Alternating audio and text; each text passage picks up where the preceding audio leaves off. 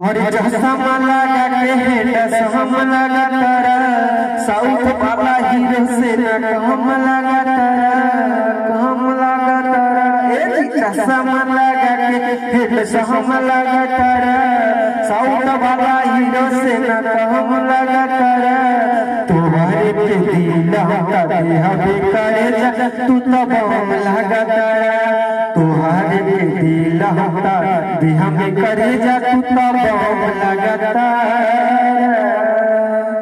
ये सॉन्ग एक ladies singer जो कि भोजपुरिया का मशहूर सिंगर खुशी कंकर जी गाए हैं। यह सॉन्ग बहुत ही बजने और सुनने को मिल रहा है। बता दें दोस्तों, यह सॉन्ग बहुत ही कम समय में 12 मिलियन प्लस लोगों ने बहुत ही कम समय में अपना प्यार दुलारी सॉन्ग को दिया है।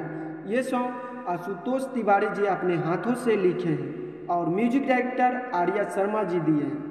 ये सॉन्ग HR म्यूजिक चैनल से रिलीज हुआ है। आप लोग भी इस सॉन्ग को एक बार जरूर सुने और अपना प्यार दुलार जरूर दें। बता दें दोस्तों, इसी प्रकार से भोजपुरिया से रिलेटेड जानकारी पाने के लिए हमारे चैनल को सब्सक्राइब करें और नए नए वीडियो देखने के लिए हमारे चैनल से जुड़ें। धन्यवाद।